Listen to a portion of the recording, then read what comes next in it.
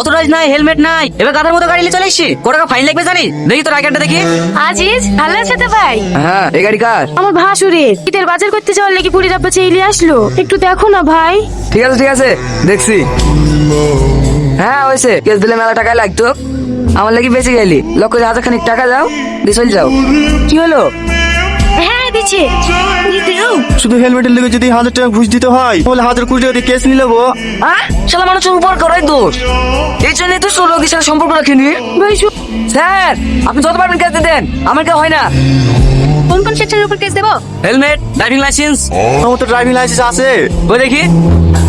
ওগো ছোট জামাইকে নিমন্ত্রণ দেওয়া হয়ে গেল? হ্যাঁ হয়ে গেছে, বুড়ি বিরিয়ানি করেছিল তো, তোমার লেগে আবার পাঠিয়ে দিল। লেও ধরো, বিকালে আবার বড় জামাই বাড়ি নিমন্ত্রণ করতে যেতে হবে। খুব হয়েছে, তুমি যখন বড় জামাই করতে যেতে হবে না, ফোন করে বলে দিলেই হবে। আসবে না আসবে। ছোট রসুনের মাংস রান্না করলে মাংস স্বাদ দেখবে নাকি?